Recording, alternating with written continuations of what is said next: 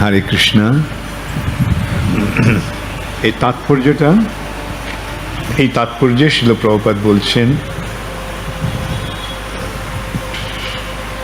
ভগবদ গীতায় তাই ভগবান বলেছেন, ভোক্তারং যজ্ঞ তপসাম সর্বলোক মহেশ্বরম সুহৃদম সর্বভূতানাম। Very good. জ্ঞাত্বা মাং শান্তি মৃচ্ছতি। প্রপাশ থেকে রিসাইট করে আমাকে প্রম্পট করছিল। আমাকে সমস্ত যজ্ঞ তপস্যার পরম উদ্দেশ্য রূপে এবং সর্বলোকের মহেশ্বর ও সকলের উপকারী সুহৃদ রূপে জেনে যোগীরা জড়জগতের দুঃখ দুর্দশা থেকে মুক্ত হয়ে শান্তি লাভ করেন। কেবল এই তিনটি তত্ত্ব, পরমেশ্বর ভগবান শ্রীকৃষ্ণ সমগ্র সৃষ্টির পরম ঈশ্বর, তিনি সমস্ত জীবের পরম সুহৃদ এবং তিনি সব কিছুর পরম ভোক্তা, অবগত হওয়ার ফলে যথার্থ সুখ এবং শান্তি লাভ করা যায়। এই চিন্ময় আনন্দ প্রাপ্ত হওয়ার জন্য জীব সারা ব্রহ্মাণ্ডে বিভিন্ন লোকে বিভিন্ন রূপে ভ্রমণ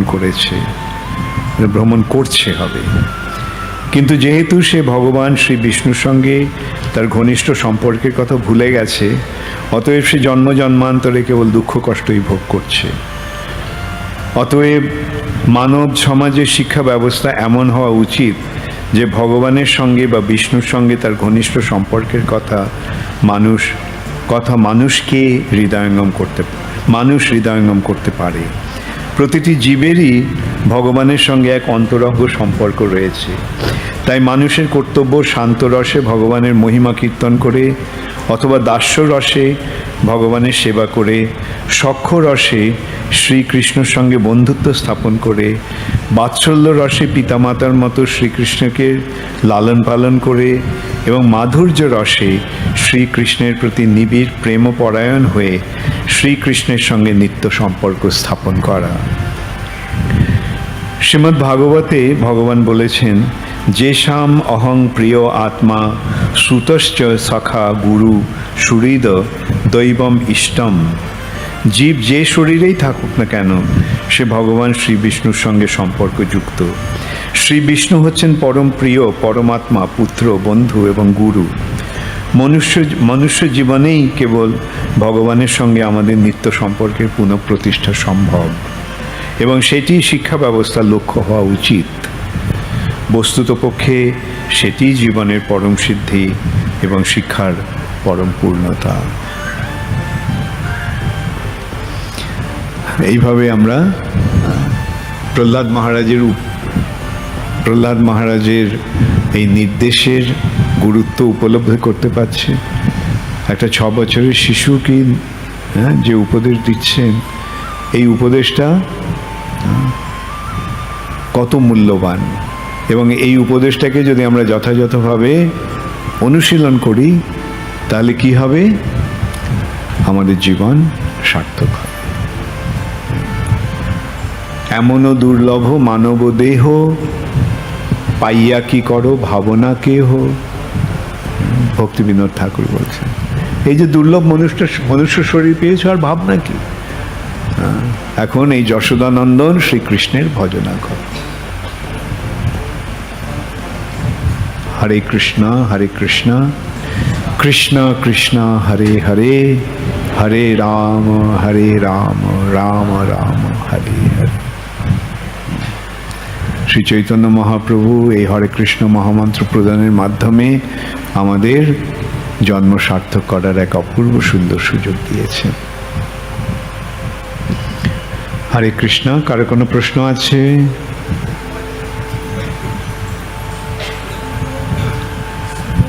তোমার প্রশ্ন আছে? বলো, তোমার মাইকটা আছে। হ্যাঁ, সুহৃদ সুবি, সুবি, তোমার নাম সুবি? তাহলে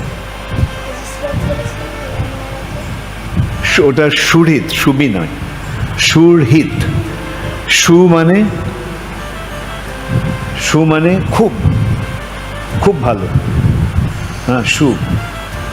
আর হৃদ মানে যে আমার হৃদয়ে আছে। আমার হৃদয়ে কে আছে? ভগবান আছে। আর সেই যে হৃদয়ের কাছে যে বন্ধু তাকে বলা হয় সূর্য। বুঝতে পেরেছ? সবচেয়ে ঘনিষ্ঠ যে বন্ধু সে হচ্ছে সূর্য। আমাদের সবচেয়ে ঘনিষ্ঠ বন্ধু কে? ভগবান। Very good.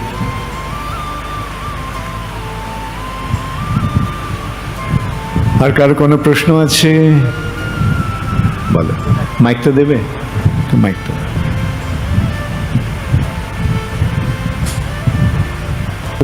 ওকে দাও, পেছনে। হরে কৃষ্ণ গুরু মহারাজ। নিত্যানন্দ প্রভুর শেষ জীবনটা একটু যদি বলি। আজকের তো পাঠের বিষয়টা তা নয়। নিত্যানন্দ প্রভু, চৈতন্য মহাপ্রভু জগন্নাথ পুরীতে নিত্যানন্দ প্রভুকে বললেন যে তুমি এই বঙ্গভূমিতে ফিরে যাও, ওখানে গিয়ে প্রচার করো। নিত্যানন্দ প্রভু তাই করেছিলেন। তিনি এসে এইখানে খড়দাতে তিনি তার ইয়ে করে আশ্রম স্থাপন করে বা এখানেই ছিলেন, সেখান থেকে তিনি প্রচার করতেন। ঠিক আছে? হ্যাঁ, ওকে। মাইক আছে এখানে?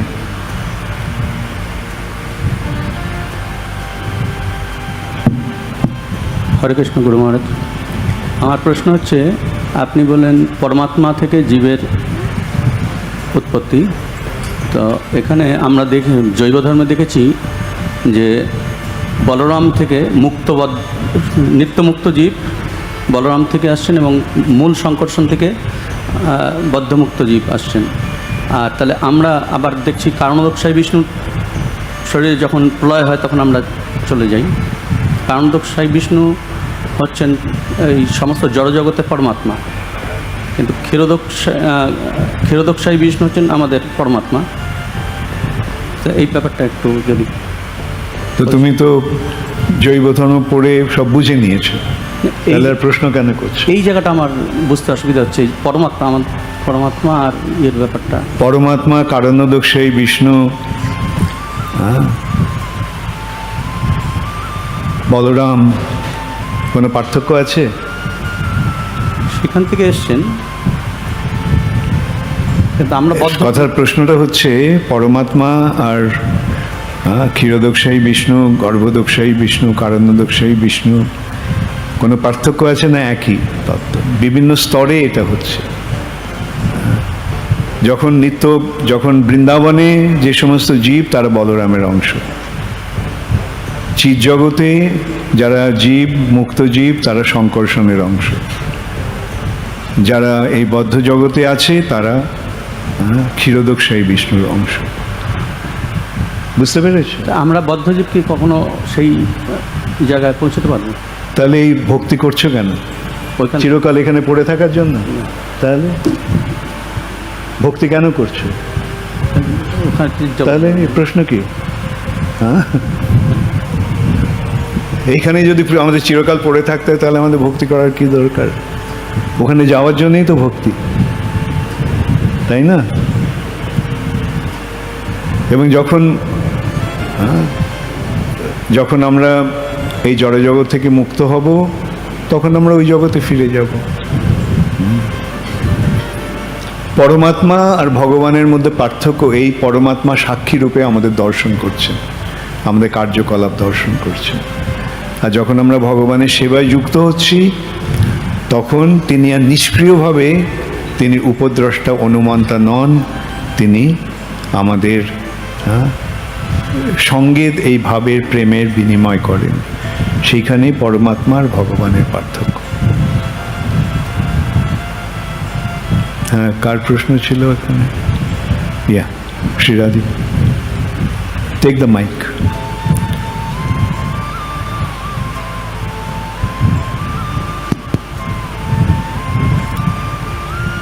Hare Krishna Guru. My question is in English. Yeah, sure. We know that as a devotees, we know that Krishna is our well-wisher, and we are trying to surrender to him also. But whenever there is a little difficulty, we started complaining or finding fault in the Lord. How to avoid that kind of tendency? How to avoid? Don't do it. Finding fault with Lord, why? Whenever there is a difficulty, You have created your own misfortune. then why should you blame somebody else? You set your house in fire. Can you blame somebody else for that? Whatever suffering and difficulties that we are going through is our own creation. In this material nature, whatever is happening to us is a result of our own actions, reactions. So what will you do now when you're in difficulty? Blame yourself. All right? Don't blame anybody, especially don't blame Krishna for that. All right? Thank you, ma'am. Rather, when you are in happiness, then give the credit to Krishna. And whenever you're in distress, take the blame yourself. And then what you'll find? There is no difficulty. All right? Okay. আর আরেকটা প্রশ্ন ছিল কার এখানে? হ্যাঁ,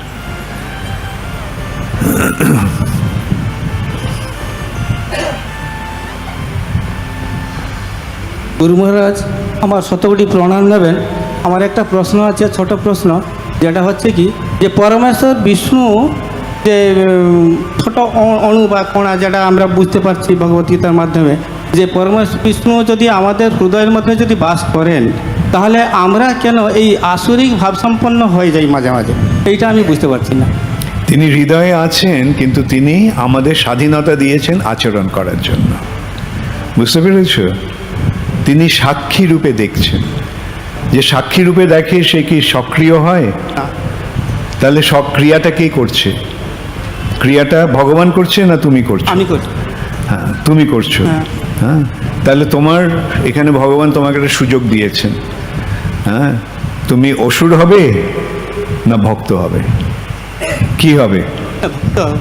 ঠিক তো? হ্যাঁ। ঠিক আছে, তো সেই সুযোগটা গ্রহণ করো। ওকে।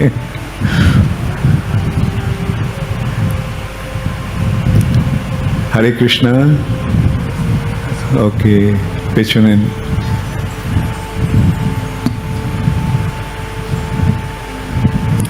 এখানে ভগবান, এটাই বুঝতে হবে, পরমাত্মা রূপে ভগবান আমাদের কার্যকলাপ দর্শন করছেন সাক্ষী রূপে, এবং তারই নির্দেশনায় বা তারই আয়োজনের ফলে আমাদের কর্মের ফল তৈরি হচ্ছে, এবং সেই অনুসারে আমরা আমাদের কর্মের ফল ভোগ করছি। এখানে আমাদের সুযোগ আছে ভগবানের দিকে যাব না ভগবান থেকে দূরে যাব। এই যে ভগবানের থেকে দূরে যাবই নয়, কেবল দূরে তো এমনিতেই চলে গেছি, ভগবানের প্রতি উন্মুখ হব না ভগবানের বিরোধী হব। যারা ভগবানের প্রতি উন্মুখ হয় তারা হয় ভক্ত, আর যারা ভগবানের প্রতি বৈরী ভাবাপন্ন হয় তারা হচ্ছে অসুর। এখানে ভগবান বলছে না তুমি ভক্ত হও, তুমি অসুর হও, তুমি রাক্ষস হও, তুমি ভূত হও, পিতা ইত্যাদি। ভগবান আমাদের উপর ছেড়ে দিয়েছেন। তিনি বলছেন এখন তোমরা নিজেরা খেলতে এসেছো, তোমরা খেলো, তাই না?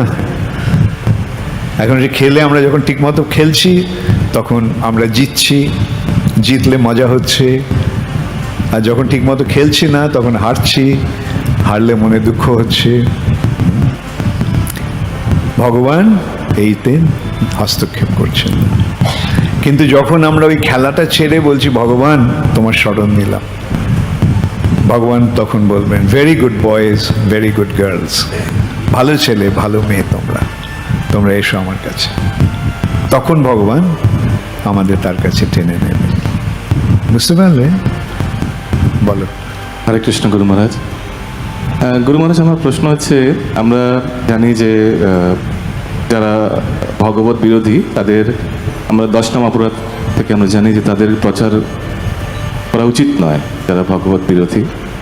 তো আমরা এখানে দেখতে পাচ্ছি যে প্রহ্লাদ মহারাজের পিতা হিরণ্যকশিপু উনি ভগবানের বিরোধী ছিলেন, বিষ্ণুর বিরোধী ছিলেন, বিষ্ণুর গুণগান। ওকে, বুঝতে পেরেছি তোমার প্রশ্ন। প্রহ্লাদ মহারাজ হিরণ্যকশিপুর কাছে গিয়ে প্রচার করেননি, হিরণ্যকশিপু যখন প্রশ্ন করেছে উত্তর দিয়েছে।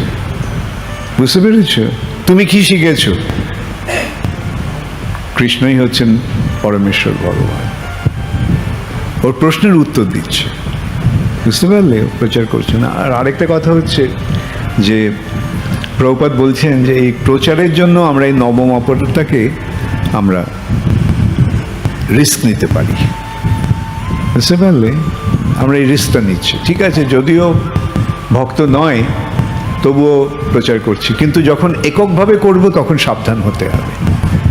হ্যাঁ, যখন সমষ্টিগতভাবে বলছি কয়েকজন হতে পারে, কয়েকজন ভগবত বিদ্বেষী এই ভক্ত সবাই আসতে পারে, এখন তাদের কাছে তো সরাসরিভাবে প্রচার হচ্ছে না, সুতরাং এখানে এইভাবে আমরা এই রিস্কটা নিতে পারি। ঠিক আছে? ওখানে তোমার পাশে একজন কেউ প্রশ্ন করেছিল, হ্যাঁ দেখি। হরে কৃষ্ণ। যারা আমিষ আহার করেন তারা অনেকে বলেন যে পশু মানে প্রাণী যদি হত্যা করা হয় তাহলে পাপ হয়, কিন্তু উদ্ভিদ মানে শাকসবজি আমরা তো পাই, তা সেটা হলো উদ্ভিদেরই তো অংশ। তা আমরা যখন বলি যে আমরা যা পাই তা ভগবানকে অর্পণ করে পাই, তারই জিনিস, কিন্তু তখন তারা বলেন যে তা তো গাছ থেকে কেড়ে আনা হয়েছে, মানে তাকে তো ভাগ করে এনে তারপর হচ্ছে ভগবানের কাছে দিচ্ছি, আগে তো হত্যা করে তারপর হচ্ছে ভগবানের কাছে দিচ্ছি, তাহলে এটা কেমন সেবা? এটাই হচ্ছে কোশ্চেন। তো তোমার উত্তরটা কি? এর পরিপ্রেক্ষিতে কি বলবো, মানে আমি শুনি না, তুমি কি বলো? না, ভগবান ওকে, ঠিক আছে। তুমি তো নিজেই তো বললে, হ্যাঁ, যেমন গাছ থেকে একটা ফল পারলে, গাছ থেকে কি মারা হলো? পুরো গাছ থেকে কি কাটা হলো এটা ফল পাড়ার জন্য? হ্যাঁ, অবশ্য কতগুলো জায়গায় করা হচ্ছে, যেমন একটা বাঁধাকপি গাছটাই কেটে নেওয়া হলো, হ্যাঁ, হত্যা হলো। কয়েকটা ক্ষেত্রে এটা হচ্ছে, কিন্তু অধিকাংশ ক্ষেত্রেই হয় না। যেমন আমরা যে আনাজ মানে শস্য মানে চাল, গম, এগুলো গাছটা শুকিয়ে গেলে মরে যাওয়ার পরে এগুলো সংগ্রহ হয়, সুতরাং এদেরকে মারা হচ্ছে না। বুঝতে পারলে? যখন শাকসবজি খাচ্ছি, ঠিক আছে, আমি বলছি তো শাকসবজিগুলোকে মারা হচ্ছে, ঠিক আছে। এখন আমরা পাপ হচ্ছে ঠিকই, কিন্তু ভগবান যেহেতু বলছেন শাকসবজি, ফলমূল, দুধ ইত্যাদি আমাকে দিতে পারো, তাই আমরা ভগবানকে দিচ্ছি। আর যত পাপ ছিল সব ভগবান নিয়ে নিচ্ছেন, নিয়ে আমাদেরকে প্রসাদ করে পাঠিয়ে দিচ্ছেন। হ্যাঁ, আচ্ছা, দ্বিতীয় কথা হচ্ছে জীবস্য জীবনম। একটা জীব আরেকটা জীবকে আহার করে জীবন ধারণ করে। এখন দেখতে হবে যে জীবের চেতনাটা কোন স্তরে আছে। তুমি যে বলছো একটা শাকসবজির চেতনা আর একটা পাঁঠার চেতনা কি এক? একটা শাকসবজির চেতনা একটা মুরগির চেতনা কি এক? তাহলে যখন একটা ইয়েকে কাটা হচ্ছে, একটা পালং শাকের গাছকে, তখন তার যে কষ্টটা হচ্ছে, হ্যাঁ, আর একটা মুরগিকে যখন কাটা হচ্ছে তার কষ্টটা কি এক? আচ্ছা, তা এখন যখন এই যে যত বেশি চেতন তত তার বেদনার অনুভূতি, আর সেই মৃত্যুর সময় তার বেদনাটা তার সারা শরীরে ছড়িয়ে পড়ে। এই যে কষ্টটা, আর সেই সেই মাংসটা যখন খাওয়া হচ্ছে, তখন সেই পশুটা মৃত্যুর সময় যে বেদনাটা পেয়েছিল, ব্যথাটা অনুভব করেছিল, সেই ব্যথাটা ওকে গ্রহণ করতে হচ্ছে। তার ফলে সে সেই বেদনার ব্যথার ভাগীদার হচ্ছে। বুঝতে পারলে? এখন এটা ঠিক আছে, একটা শাক খেলে যদিও ভগবানকে অর্পণ করা হলো না, কিন্তু ওই শাকের যে মরার সময় যে একটা বেদনা, সেই বেদনাটাকে সহজে সহ্য করা যেতে পারে, কিন্তু একটা পাঁঠার বেদনা, আচ্ছা। আর সবচেয়ে উচ্চ স্তরের পশুদের মধ্যে কে আসছে? গরু। তাই জন্য গরুর যে অনুভূতি আর গরুকে মারার যে একটা পাপ, সেটা থেকে সবসময় মানুষকে নিরস্ত করা হচ্ছে। ঠিক আছে? আর সবচেয়ে বড় কথা কি, কার চেতনা সবচেয়ে উন্নত? মানুষের। তাই জন্য কেউ কি বলে মানুষের মাংস খাও? হ্যাঁ, যারা মাংসাশী তারা কি, হ্যাঁ, বড় জোর ওই মুরগির মাংস, পাঁঠার মাংস, ছাগলের মাংস, না ছাগল তো খায় না, অথবা এই ধরনের খেতে খায় তারা, কিন্তু এগুলো না খাওয়াই ভালো। বুঝতে পেরেছ? এখন কি বলবে? আর একটা প্রশ্ন আছে যে অনেকে বলে যে তোমরা ভগবান ভগবান করো, আদৌ যে ভগবান আছে এর কোনো মানে বাস্তব প্রমাণ আছে কি? তাকে যে দেখে তার সেবা করছে এর কোনো কি বাস্তব প্রমাণ আছে? বাস্তব প্রমাণ, যারা এরকম প্রশ্ন করে, হ্যাঁ, বলে না গাধার মতো প্রশ্ন করলে গাধার মতো উত্তর দিতে হয়। হ্যাঁ, গাধার কাছে গিয়ে তুমি যদি মানুষের মতো উত্তর দাও, গাধা বুঝবে? হ্যাঁ, আরে কুকুর যখন ঘেউ ঘেউ করে তখন তুমি কি কর? তুমিও কি ও কুকুরকে বলো, হ্যাঁ, ভগবদ গীতার এত নম্বর শ্লোক, তাই না? চুপ করে থাকাই ভালো, সেখান থেকে সরে যাওয়াই ভালো। এই ধরনের প্রশ্ন, ভগবান আছে, সূর্যটা উঠছে কার কৃপায়? এই পৃথিবীটার সৃষ্টি কে করেছে? হ্যাঁ, যারা এরকম অন্ধ তাদেরকে কি করে তুমি সূর্য দেখাবে? অন্ধকে কখনো সূর্য দেখানো যাবে? এরা হচ্ছে এই রকমের জ্ঞান অন্ধ, জ্ঞানের অন্ধতা। তাই জন্য ওদেরকে চেষ্টা করে বোঝানো যাবে না। বড় জোর বলা যেতে পারে আপনি এসে 3 মাস ইস্কনে থাকুন, তারপরে আপনি, হ্যাঁ, আমাকে জিজ্ঞাসা করবেন, আমি আপনাকে জিজ্ঞাসা করব ভগবান আছে? তো 3 মাস একটা ট্রেনিং নিয়ে দেখুন, ঠিক আছে? ভগবান আছে কি নেই সাধারণভাবে এর উত্তর দেওয়া যেতে পারে, কিন্তু ওরা বুঝবে না বা মানবে না। কীরকম উত্তর দেওয়া যেতে পারে? তুমি যে হাতে মাইক্রোফোনটা নিয়ে আছো, ওটা কেউ বানিয়েছে? কেউ বানিয়েছে? আমার প্রশ্নটা শুনেছে না? মনটা অন্য কোথাও ছিল। কি ছিল? কি প্রশ্ন করেছে? মাইক্রোফোনটা কেউ বানিয়েছে? হ্যাঁ, কি উত্তরটা কি হবে? এটা কোম্পানি বানিয়েছে, কিন্তু এই ম্যাটেরিয়ালসগুলো পৃথিবী থেকে আমি নিয়েছে, তোমাকে মানে- প্রশ্নটা করেছি, তোমাকে উত্তর দিতে বলিনি।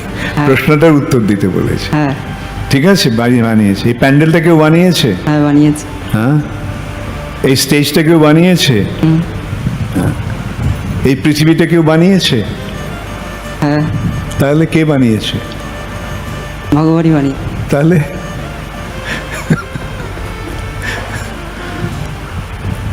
বোঝা গেল? তো এখন তুমি তো বলে দিলে আমাদের হয়ে ভগবান বানিয়েছে।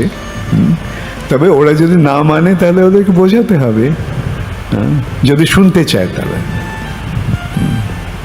কেউ বানিয়েছে। মাইক্রোফোনটা কে বানিয়েছে তুমি জানো?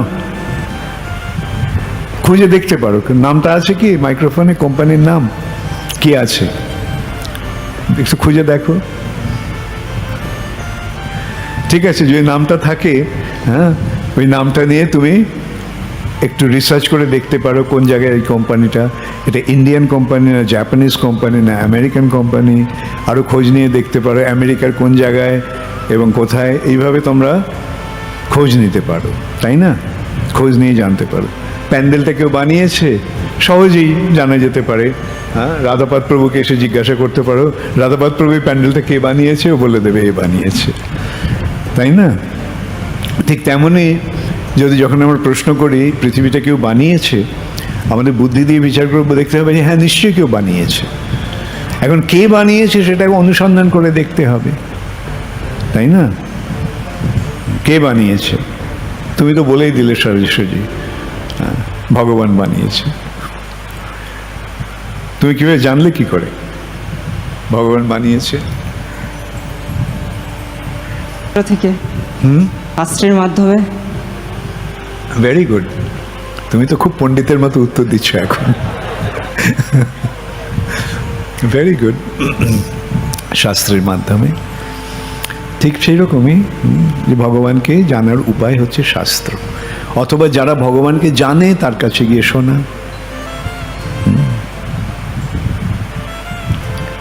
ঠিক আছে? ওকে, হরে কৃষ্ণা। কারো কোনো প্রশ্ন আছে? আর লাস্ট কোয়েশ্চেন।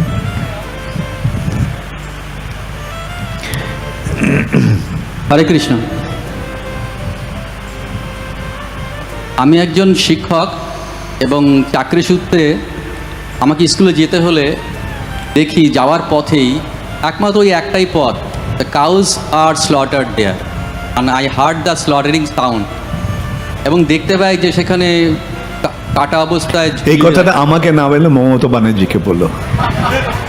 হ্যাঁ, এটা আমি কি করব? আমি গরু মারা বন্ধ করতে পারবো? What should I do there? What should you do there? Go and tell Mamata Banerjee to stop ইট।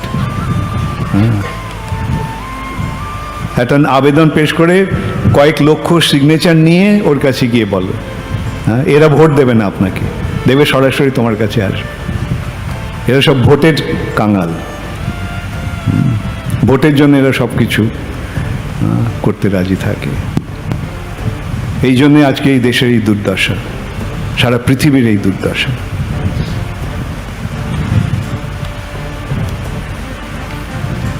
যাই হোক, বসো। আমার তো কিছু বলার নেই। হ্যাঁ, যদি পারো তা অন্য একটা রাস্তা ধরে যাওয়ার চেষ্টা করো। হ্যাঁ, আমাকে যদি জিজ্ঞাসা করো তাহলে আমার কথা উত্তরটা তাই হবে। হ্যাঁ, অন্য যদি রাস্তা না থাকে তাহলে বাড়িটাও অন্য জায়গাটা বাড়ি ভাড়া নিয়ে থাকো, যদি ওটা সহ্য করতে না পারো। বুঝতে পারছি তোমার মনে কষ্ট, কিন্তু কি করব বলো, আমরা কি করব?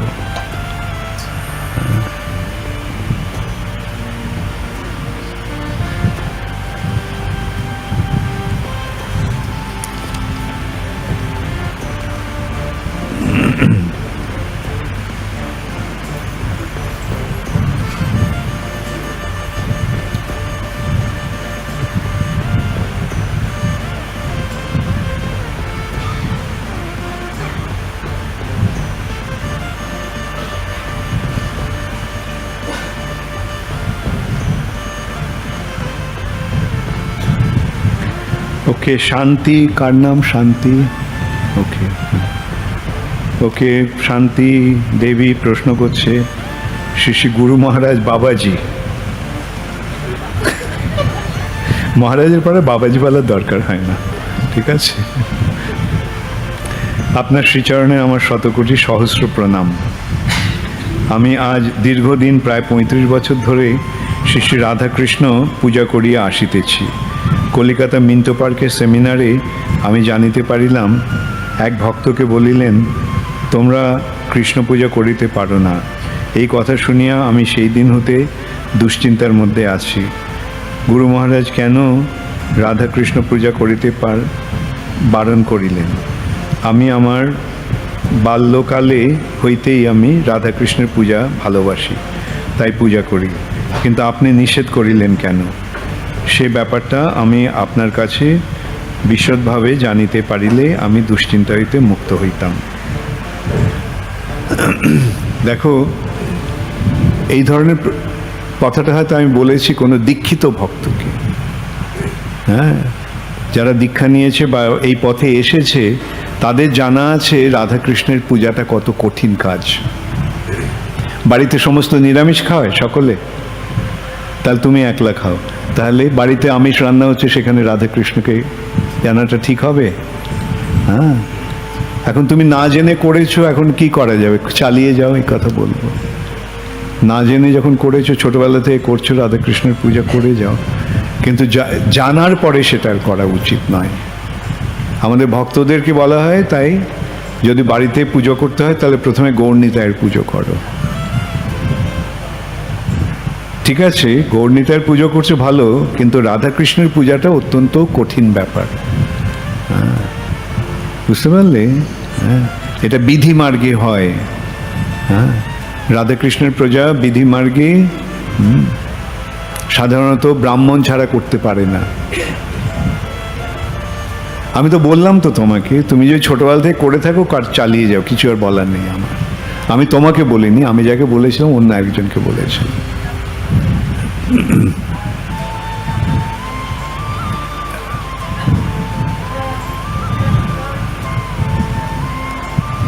ওটা তোমার যে মন্দিরে যাও সেই মন্দিরের কর্তৃপক্ষের সঙ্গে কথা বলো, ঠিক আছে?